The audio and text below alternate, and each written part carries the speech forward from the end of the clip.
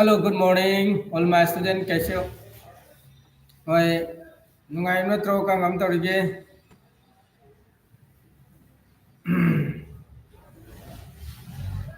ngasi class horasi noi kaigumba ai notice phangagadi live te lao adwa kanagumba anauba information leitabasing ai Instagram da Facebook da information update adum thagat pani follow tawrasing tawbasing na uramani tawdabasing su tawro phangnangai gi class yaurangai gi ko do WhatsApp group ꯁꯦꯝꯕꯅꯤ ꯑꯅꯧꯕ ꯑꯗ class join ꯇꯧꯅꯤꯡꯕꯁꯤꯡ WhatsApp ꯒ꯭ꯔꯨꯞꯇꯁꯨ ꯆꯪꯕꯤꯔꯣ ꯂꯤꯡꯗ join ꯇꯧꯕꯤꯔꯣ ꯑꯗꯨꯒ class ꯌꯥꯎꯕ ꯌꯥꯔꯉꯥꯏꯀꯣ ꯂꯥꯛꯑꯣ ꯂꯥꯏꯚꯇ ꯂꯩꯇꯕꯁꯤꯡ ꯂꯥꯏꯚꯇ ꯂꯥꯛꯑꯣ class ꯍꯧꯔꯉꯥꯏ ꯇꯧꯔꯁꯤ ꯀꯣ ꯂꯥꯛꯑꯣ ꯂꯥꯛꯑꯣ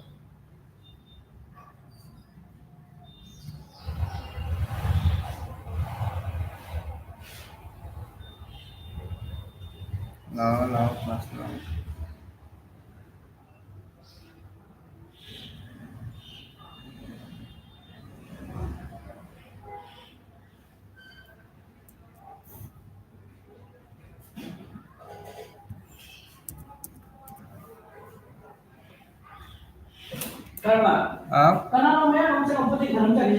ꯑꯣ ꯆꯨꯝꯃꯤ ꯀꯩꯁꯨ ꯀꯥꯏꯗꯦ ꯊꯝꯖꯁꯨ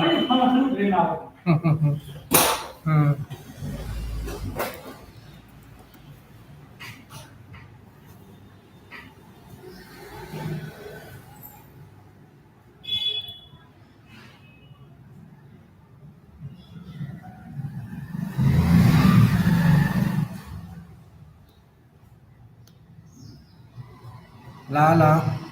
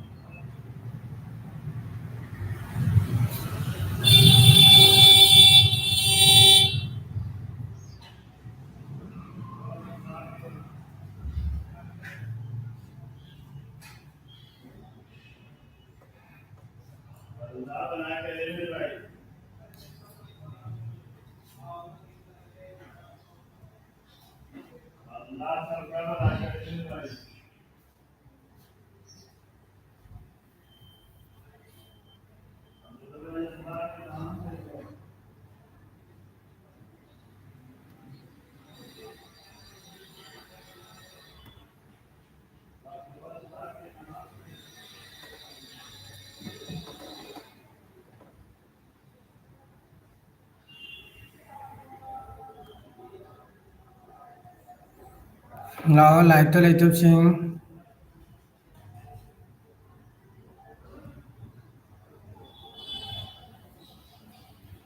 ꯀ꯭ꯂꯥꯁ ꯍꯧꯔꯉꯥꯏ ꯇꯧꯔꯁꯤ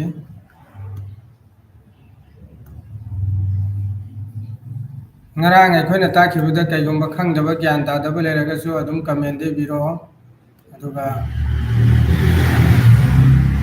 ꯑꯩꯅꯁꯨ ꯅꯣꯏꯗ ꯑꯥꯏꯗꯤꯌꯥ ꯁꯤꯌꯔ ꯇꯧꯔꯛꯀꯦ ꯑꯗꯨꯒ ꯃꯔꯨꯑꯣꯏꯅ ꯑꯩꯒꯤ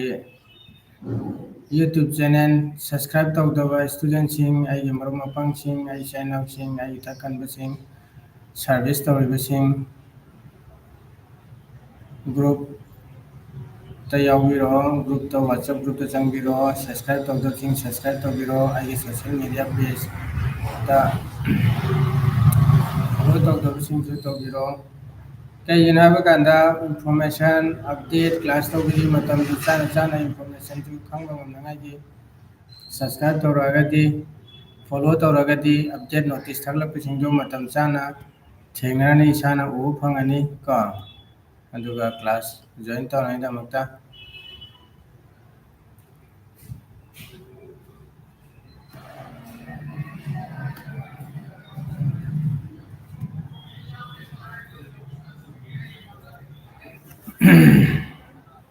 ꯂꯥꯛꯑꯣ ꯍꯧꯔꯉꯥꯏ ꯇꯧꯔꯁꯤ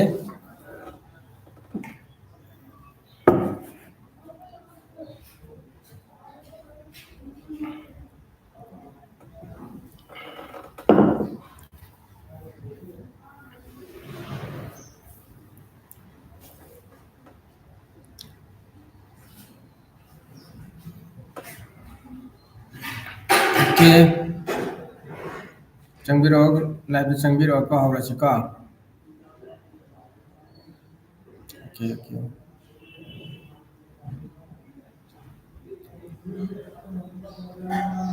ꯆꯥꯠ ꯕꯣꯛꯁꯇ ꯂꯥꯏꯚꯇ ꯂꯩꯕꯁꯤꯡꯗꯣ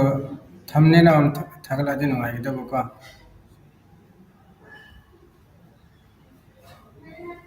क्लिक ऑन तौरदि चार्ट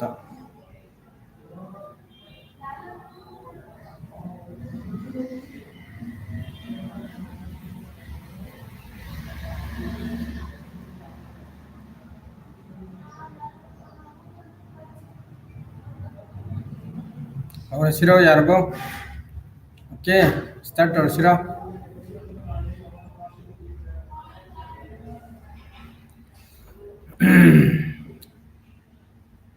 स्टार्ट और से को ngang vậy thôi na biodata semi matang da details ngarang nei na ke ko asina forwarding sembagi application letter sembagi matang da asi am khamina si application letter ka mena semgani hai bado adigi matang da khangmina si ko adi application letter mai noi da show tawrage application letter ka message gani leave letter ka message gani forwarding letter ka message gani adi matang da gyan tana khangmina si ado ai noi da highlight tawrage application letter si agi example na khoi maru ena ngasai gi college time school time no leave letter gumba darkar ta application letter darkar ta ai ga jo me apply to gap ta ga application letter amasu maru oi ko ado noi khangdaba yadabani isana type tawba hairadi idea knowledge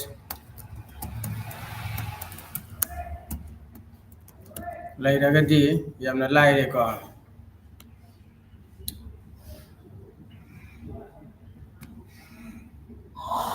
khara simple oiba job application letter oin tawrasi ko job apply gi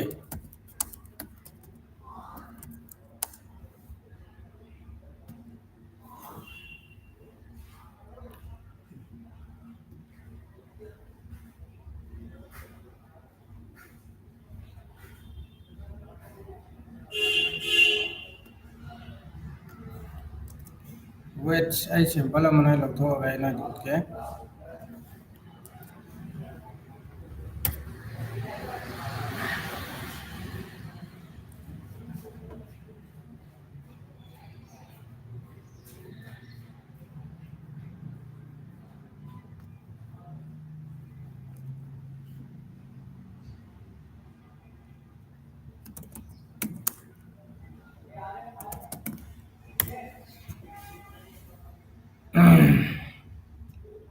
ngasi suji yamna maru oiba noi khangbada kanaba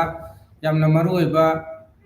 kaine ngasi nainariba topic se maru ina application letter ka mention mani forwarding letter ka mention mani lead letter ka mention mani atu chora ko dum manare forwarding application lead letter applicant to bi niyom adu gi sem he format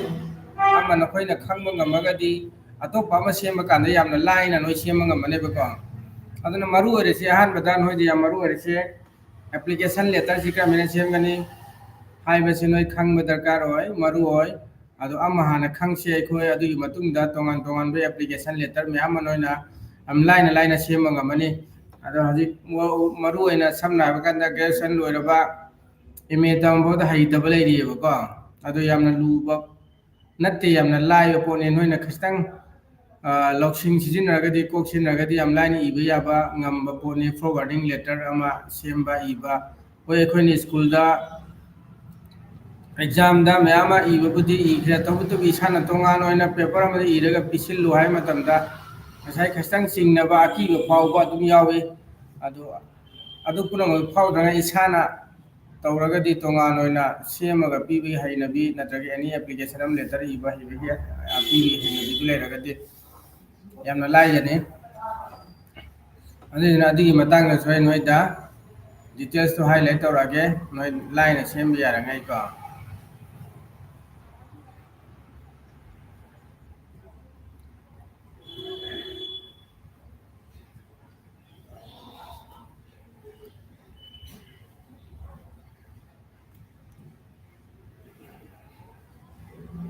ngarang aikoina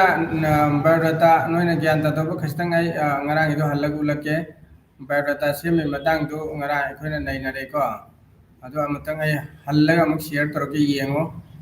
ngarang aikoina nainagri si biodata semi matang dani share biodata si complete hoigre biodata complete hoigre ko ado biodata se matamne yamna extra ma'am ordinary ma'am iraga hapchiloisi yamti kana matamda dumba ordinary ma'am do hapchina matamda hangakpa kanda khangdabsi yorakani aduga maru oiba amana isana yamna khangba darkar orise yam maru orisi isagi samna haiba kanda se class 10 10 si karamba chahida pass taurai ko karamba school da tamake haya pose si yamna khangba darkar tai adagi self intro isana sat tawba ngam ama changi adagi mathangda work experience ki matang sira detail hapa matamda aikoina asengba chumbo oina hapi ko hayeng kaigumba hangakpa matamda lemlaina khumba ngamngai khangba ngamngai mawongda hapa ko aduna tabida heta malangai mawongda hapchin basi tawroisi aduna ngasai isai saina biodata sema kanda yamna genuine loiba yamna chumba detail khara khak yam phachaba mawongda iba ko adu maru oina aikoigi student singna khangdaba khara yawe maru oina sira main oina sira lehi to hobby sira sigi sira hobby sira mayama sira yengo uramani okay sira hobby sira noina uramani ko hobby sira mayama akhoi kana roidaba akhoi gyan dabo oiroidaba adagi isana khangoidaba hairoidaba mayama hapchinba yawe ko samna haiba kanda maru oina haiba kanda extraordinary mayam hapchinba haragadi hobby sira akhoi singing gumba adagi dancing gumba tongan tongan haibadi extra aina job apply tawrdo aduga mai leinaba natabada aikoina apply tawdori do job ki apply taw web tagadi job ka kha mari leinaba adumba sing haibadi opposite adugi adumdu ado betagadi noina ima tamda reading and writing ado ina maru ina happy ho ko aduna tabe extra mayam noina hapchin madu yam phajaba wale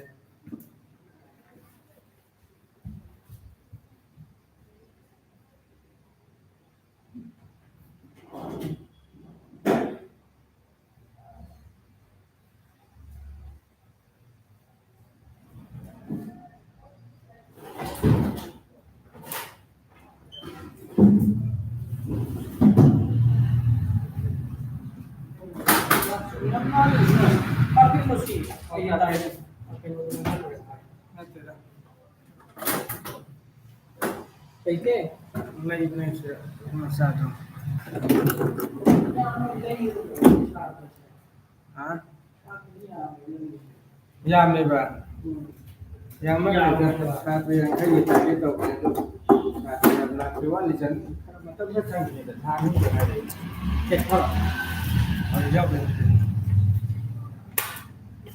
ero noi asu job live ta lai ta sing sula kon ko ke light तो लेते सिंह जुलाओ नोसी खंगो को या मरु है application में लेता ही भाई graduation हो रहा है ग्रेजुएशन में बस छात्रा में एप्लीकेशन लेता ही भाई तो भाई से लूट रहा देखो खमिनरसी एप्लीकेशन लेटर कम्युनी इगे फॉरवर्डिंग लेटर कम्युनी इगे जॉब अप्लाई तो मतलब ना बायोडाटा जो में अप्लाई तो गंदा बायोडाटा फजना सेम है तेबा बायोडाटा सेमो है बता फजना सेम है तेबा isa se graduation loirasu haite biodata semba haite forwarding application letter job apply tawbagi application letter ame iru haibada yam wana thoeba ko adu tawroise lai ni ibang am nangai ni sagi arna noi da tai se detail sing se adu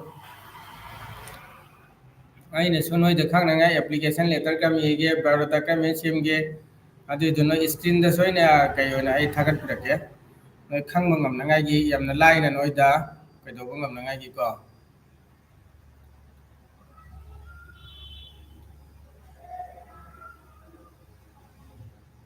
okay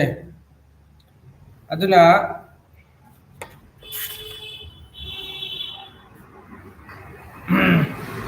अदुना आइना मरु नोय जानिंगेसी नोयने apply तौरिदो अदुगा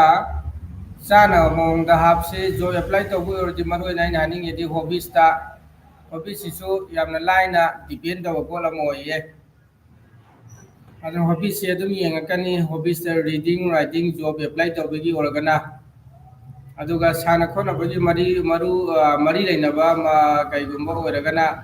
नखोइना समना बगांदा आई साना पामी playing RPI को अदुगा entertainment के मरी लेनबा खरा नकनबो opposite हारगदी समना बगांदा नोइन ओजागुम ओइनिंगबा जो apply तौरगसु ओजागुम pre primary की अंगांग के kids के ओजागुम ओइनिंगबो तारगदी नोइ सिंगिंग आरपीआई डांसिंग आरपीआई कैसु काइदे को अदगी न जो अप्लाई तौबिनी को हारिसे अदगी कईगुंबा नखोइना स्कूल ओजागिदी यारे सिंगिंग यारे डांसिंग यारे तो हपदे कैसु काइदे अदुगा स्पोर्ट कमाई लेनबा द जॉब अप्लाई तौगे हाब तारगदी खरा स्पोर्ट कमाई लेनबा तौगे हाब तारगदी नखोइना अखोइगे प्लेइंग आरपीआई अदु नतबदा ngसाइगी समना हाबकांदा अखोइगे इंस्टीट्यूशन काउंसलिंग गुंबो इबा अदगी खरा यंगसिन खुसिन गदबा स्टोर गुंबो इबा अचौबा ऑफिस कईगुंबा अमो इबा तारगदी ऑफिशियली वर्क तौगदो तारगदी रीडिंग राइटिंग ओइना हापियो को अदु नोय दैना खंगनांगाई अदु हजिक लासे एप्लीकेशन लेटर को एप्लीकेशन लेटर जिक्रा मिनी इबनो अदुगा क्रम मंगा फॉर्मेट का मेन सेम गने हाबदी मतंग दा मके येंगसे हजिक सिको सी यारे को बायोडाटा कंप्लीट होरे से लोरे बायोडाटा कंप्लीट फोटो आपी रे सिग्नेचर तौरगन थमदी रे एक्सपीरियंस की लेरे से लेरे को यारे को नोय ज्ञान तारे को हजिक लासी मथंग दा एप्लीकेशन लेटर जे अमका लासी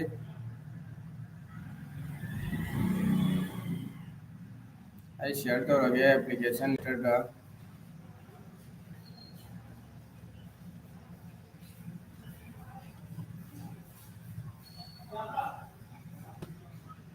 ओके से एप्लीकेशन लेटर अजाइना सिंपल अमनो खंगनांगाई जॉब एप्लीकेशन लेटर अमको से सेमदो अछि सिदैना ना सिंपल होइना थमनि नै खंगनांगाई गी सिराय खोना का सेमदो गदबने सिराय खोना अजे आइना लौरिबा पेज से साइज से कइनो साइज जु खंगबा या मरु होय पेज साइज जु खंगिन जी को पेज साइज से खंगिन जे कइनो जे पेज साइज से खंगिलसे पेज साइज से 124 नि से अखोइन हाइलाइट तौरी शो तौरी जी को 124 से अखोइना सगी खजितंग सिदी अखोइना शो तौबने सि मखा दौरी सि 124 शो तौबने दो पेज सि लौ अमा संगे करम पेज ता लेनो ममांग न सोइना ताखरे अदो नसी पेज लेआउट ता पेज की साइज सु ता आगे नोइदा खंगनांगाई हजिक चंगासे पेज लेआउट ता को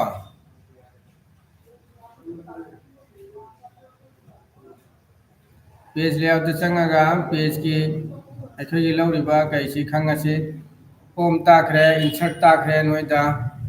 को अदो पेज लेआउट चंगासे पेज लेआउट सिरा अखोइना पेज साइज सि कई दले नोना पेज से अखोइना हजिक नोइदा शो तौरी सि लेटर दने कमन नोइना पेज साइज से A4 साइज की साइज लगे तो 21 सेंटीमीटर इंटू 29.7 सेंटीमीटर हाइबदी ngसाई माई अपाक पगी चांगसिना 21 सेंटीमीटर अदुगा असांग बगी चांगसिना 29.7 सेंटीमीटर ओइगने बको सिजु खंजिन बनोइदे हम दरकार होय अदुना पेज लो मतमदा नोइना पेज सेटअप चांगा पेज लो मतमदा आइना लो पेज से साइज यानो सिजु खंग दरकार ताइ को अदुगा मार्जिन चेक तौगदामी मार्जिन चेक तौगदाम ता स्पेसिंग एना से यावरे ऑप्शन को हजि पेज लेआउट यावर सि कइनो theme, color, font, effect, margin, orientation, size, column, theme हाइबदी सी आई डिटेल तारके theme हाइसी current office की MS office की theme निको सिसे सिरा change the overall design of the interior document including the color, font and the effect हाइबदी सिरा theme सिरा तोंगान तोंगान बा मागी overall design मसागी automatic थोकने अखोने click तोबकांदा आउदगी document ही including other color का इलोंग यावरानी font यावरानी effect यावरानी सामना दजी येंगी सुने highlight तोगे से उरेगा तो अगर change तौद्रने change करके तौरंगनी दा तो अगर तौइको नोइना चंगा थीम चंग मतमदा सिलम खरगलों change तौरकने माई मागी डिजाइन नि मतुगिना change तौरकने बको ओके मथंग दा कलर अमगा लाइरे मथक नो येंगो बार सिरा मिनु बार सिरा सिरा लाइबा कलर सिंसे करेंट कलर थीम जा change तौबी आय सिरा लाइबा कलर पी मैम से सी कलर सिरा नो चंगो चंगा येंगो सिरा कलर मैम यावरे फोन दम कला कंदा फोन डिजाइन यावरे को अरेगी इफेक्ट यावरे इफेक्ट आदि इफेक्ट आइखोन नोइना चेंज तौनिंग बदो change the effect the document theme document की पीरिबा theme से सिजा नोइना effect change तौबगी को से margin यावरे margin आसी सही select तौरनी select the margin size for the entire document of the current section नोइना Laiba current section दुको आदि दिगी margin से नोइना select तौर मतुंगदा select सही select तौबी आय संगा नोइना select तौबी आय automatic नि से यावबा option से आदि नोइना साना मैनुअल सेमगिसु याइको अदो नोइना ऑटोमेटिक सेम जागे सचंग तारे मथंग दामका लासे सी ओरिएंटेशन को से ओरिएंटेशन आसे नोइना सिरा पेज से सामना बगांदा चुमना लेरमे अदो फैदो हनगे हाय तारगदी स्विच तो हाय तारे बिटवीन हायबदी सांग लाइबगा अदगी फाइना लाइबगा नि दुगी डिफरेंस ता ngasai change तौबदो ओके you know मथंग दामगा पेज साइज लेरे page size choice appear the size for document section नोइना एखोगी साइज select तौर दोको apply the specifies of the paper size of the all section document click more paper size नखोइना paper दो selection तौरगा नोइन तोंगा तो मंगदा Sibia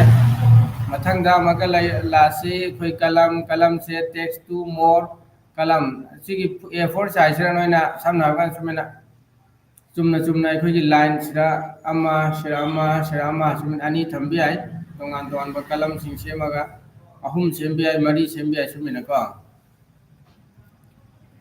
page break अखोइना page break हारगदी कैना गांदा एड पेज सिलेक्शन एंड कलम ब्रेक डॉक्यूमेंट अखोइना लाइबा पेज तुगी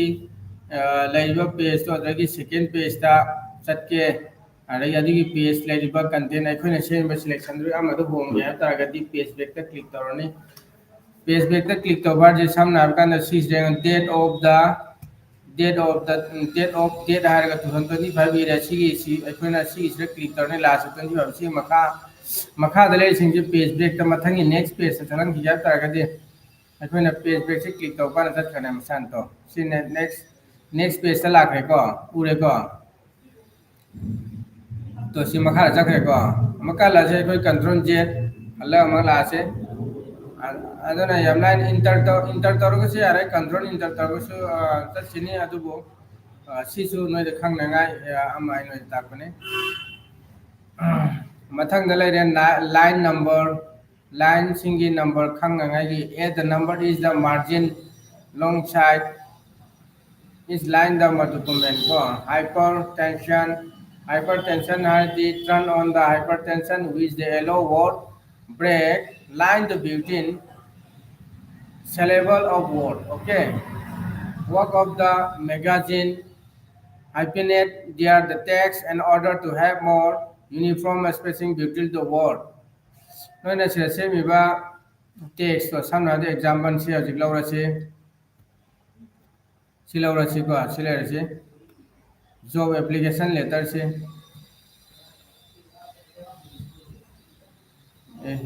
हाईलाइट तौर उठ के तौना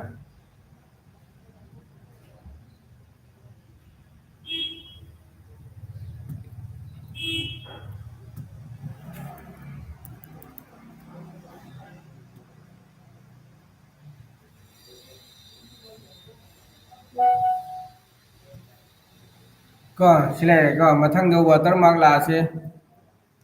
वाटर मार्क से कईगुंबा नंगना सिदा सामनाबा कांदा फॉरवर्डिंग लेटर सिरा नंग वाटर मार्क कईगुंबा टेक्स्ट टाइन एडिट तौनिंगेने खलो पिक्चर हामनिंगेने खलो अनु म्याम सिंगु वाटर मार्क के आइडिया नॉलेज लेती लाइन हापि यानी को अदर वाटर मार्क का में हापकनी सी मतंग जो खंगबा कानै वाटर मार्क ऐसे watermark हाबदी अखोना insert ghost text behind मागी मखादा अखोगी बैक साइड तगी अखोगी सिदा अखोगी यामना डार्क होइना नतबको लोगो हायतरा हायगदरा नोइदा खंगबो ngमनाय सिगी पेपर से नंगना से मियाय फोटो नत्रगना सिगी इंस्टीट्यूशन गिनी सी कॉलेज गिनी इंस्टीट्यूशन गिनी आइ खंगनाय गी अदुगी अमा सिंबल अम हापगुमनिदको अदुने obtain as the indicate khangnagai date document to be treat especially such a confidence and urgent ko kayong khangnagai ko si haba yenga sira si haba yenga si confidence absira do not copy haba sen example copy to bino ajito do not copy si masai automatic yaw jarpadani sai khoi hongdok pi ai change to bi ai problem कैसे लेते सी do not copy लाभ से सी print तब से madam लाकदने copy तौबीनो आइसिको by chance अगर change तौरसी सिरा change तौर मतम दोने कस्टम मखादा सिगी वाटरमार्क क्लिक तौर मतुंगदा कस्टम वाटरमार्क एना अदुदा चंगनी अदुदा चंगगा अरो चंग मतुंगदा टेक्स्ट एडिट की अमा लैनी अहानबदा नो वाटरमार्क लेरे पिक्चर वाटरमार्क लेरे मथंगदा text watermark text watermark the चंगगा सिराय खोनी बिआई जॉब एप्लीकेशन ओके सिरि क्लिक तौरसी तो जो एप्लीकेशन क्लिक तौगांदा वाटरमार्क से जो एप्लीकेशन एन थोएको थोक्त्रने नुंगाइत्रोसी हाइरगदि सुमे नो लमक तौबंगमगद्रो मे सुमे सेमंगमगदनेबको अदु जॉब एप्लीकेशन एन थोएको नै उ फंगेको अंदना सिनेबको अदे मथंग दमक लासी सी कंट्रोल जे तौरसी अल्लासी को ओके मथंग द पेज कलर बैकग्राउंड मुंग ले सी पेज कलर आसी कनो पेज कलर आसी shows the colour in background of the page की बैकग्राउंड कलर दुनी को अखोना आसे अदु बैकग्राउंड कलर से चेंज तौवेदि सिलेरे सिरा मसागी कलर मैम थोकनी नोइना पेज बैकग्राउंड रे क्लिक तौ मतमदा कलर मैम थोकनी कलर सिंगदा क्लिक तौबगांदा मागी पेज की बैकग्राउंड कलर से मसाना चेंज तौखनी को ओके अदु हाइरगदि याम नुंगाइबनी को नोइ हाइरगदि नसारसु नुंगाइनी वखनसु नुंगाइनी सैकोइ फॉरवर्डिंग लेटर सेमंगमे बारदा सेमंगमे यादो अदो नोइना क्लास स्किप तौदबिदा फजन ज्ञान दान यारोगदि लम सेमंगमगनी नोइदे ज्ञान दाना स्किप तौदबिदा हन हन दम येंगो नोइदे याम लाइबनी को हाइरगदि याम लाइबनी हाइद्रगदि याम का लुदलनी अदो नोइ खंगनांगाय यावरो क्लास जॉइन तौरो अदुगा नोइ मरम पांग सिंगसु खंगदबा सिंगसु नोइना शेयर तौथो शेयर तौरगा यावलो मरोइना आइगे social media page संगो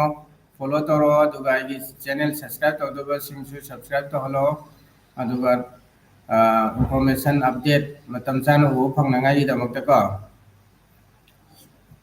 ngasi maroina nainagda sigi page layout ki matang sirani ado hojik yaure color की matang dako color से hojai khoi lawsi black color lawne si amaka halla lasi control j tawrasi mathang amaka lasi page border ko page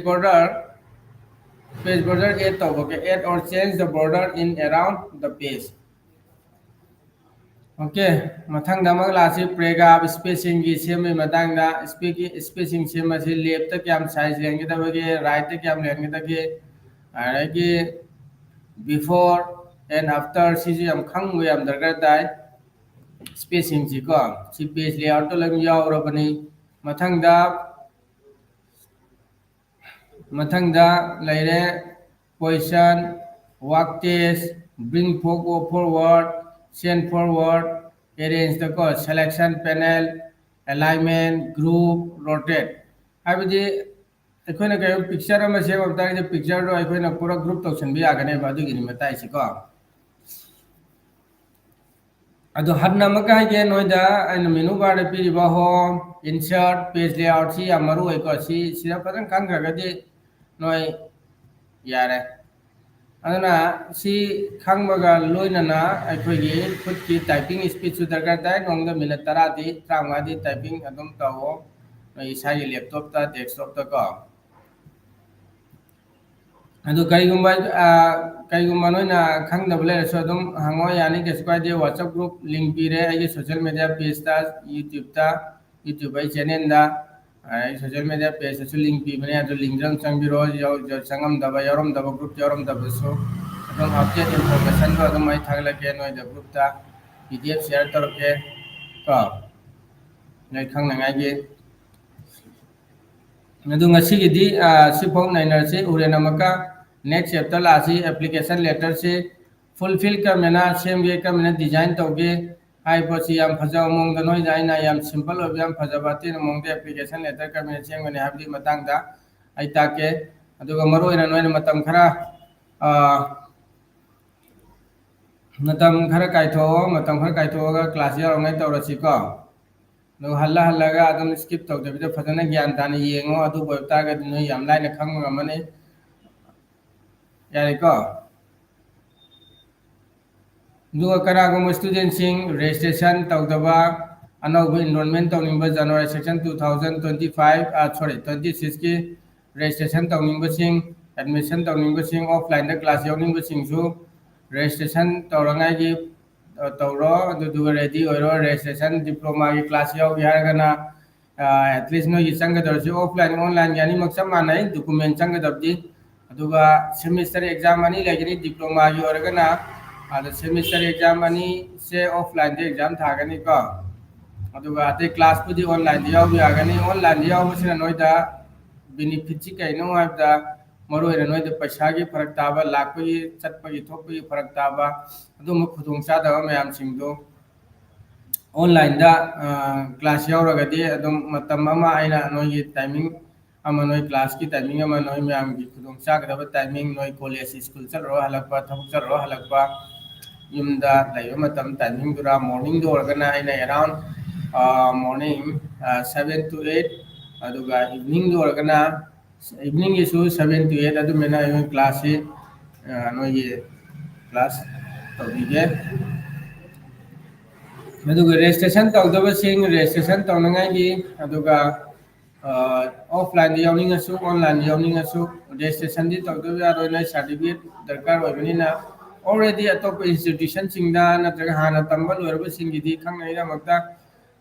अदुम video सी अदुम continue आइगी content नि यंगबिरो subscribe तौबिरो तौदब सिंगसु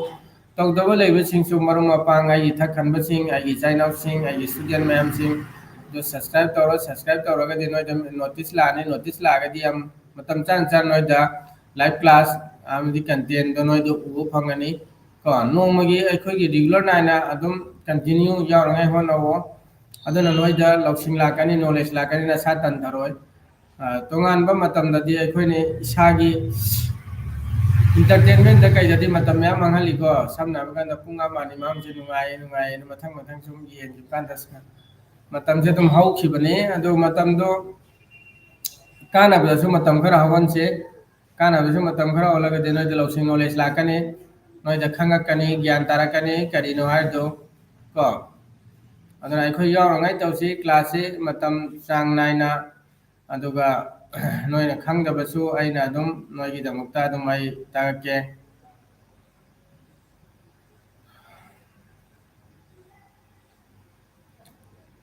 okay ꯑꯗꯨꯗꯨꯅ ꯅꯣꯏ ꯈꯪꯃꯤꯟꯅꯉꯥꯏ ꯇꯧꯔꯁꯤ ꯅꯣꯏꯗꯁꯨ ꯌꯥꯝꯅ ꯀꯥꯟꯅꯒꯅꯤ ꯅꯣꯏꯗ ꯂꯧꯁꯤꯡ ꯅꯣꯂꯦꯖꯁꯨ ꯂꯩꯒꯅꯤ ꯀꯣ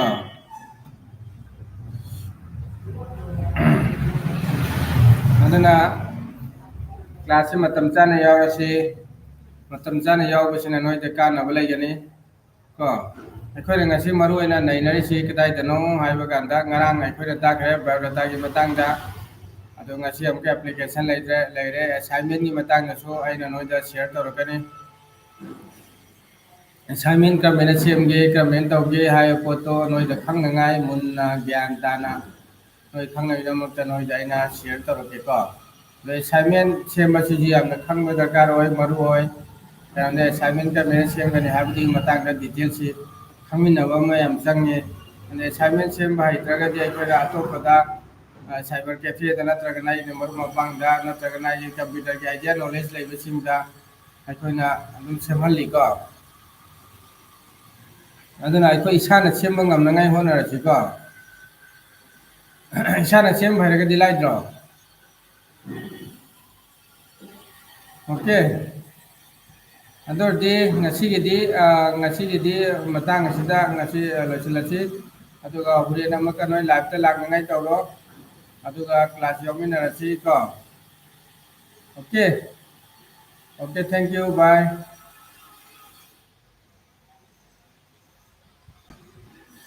ꯑꯣꯀꯦ ꯅꯦꯛꯁ ꯀ꯭ꯂꯥꯁ ꯍꯣꯔꯦꯟ ꯅꯨꯃꯤꯗꯥꯡ ꯋꯥꯏꯔꯝ ꯅꯦꯛꯁ ꯀ꯭ꯂꯥꯁ ꯍꯣꯔꯦꯟ ꯅꯨꯡꯗꯥꯡ ꯋꯥꯏꯔꯝ ꯄꯨꯡ 8ꯗ ꯂꯩꯒꯅꯤꯀꯣ ꯀꯟꯇꯤꯅ꯭ꯌꯨꯁꯤ ꯀ꯭ꯂꯥꯁ ꯆꯠꯂꯉꯥꯏꯒꯤ ꯅꯦꯛꯁ ꯀ꯭ꯂꯥꯁꯁꯦ ꯅꯨꯡꯗꯥꯡ ꯋꯥꯏꯔꯝ ꯄꯨꯡ 8ꯗ ꯀꯣ ꯑꯗꯨ ꯄꯨꯡ 8ꯗ ꯂꯣꯏꯅꯃꯛ ꯂꯥꯏꯚꯇ ꯂꯥꯛꯑꯣ ꯑꯗꯨ ꯀ꯭ꯂꯥꯁ ꯌꯥꯎꯃꯤꯟꯅꯔꯁꯤ ꯀꯣ ꯑꯣꯀꯦ ꯊꯦꯡꯛ ꯌꯨ ꯕꯥꯏ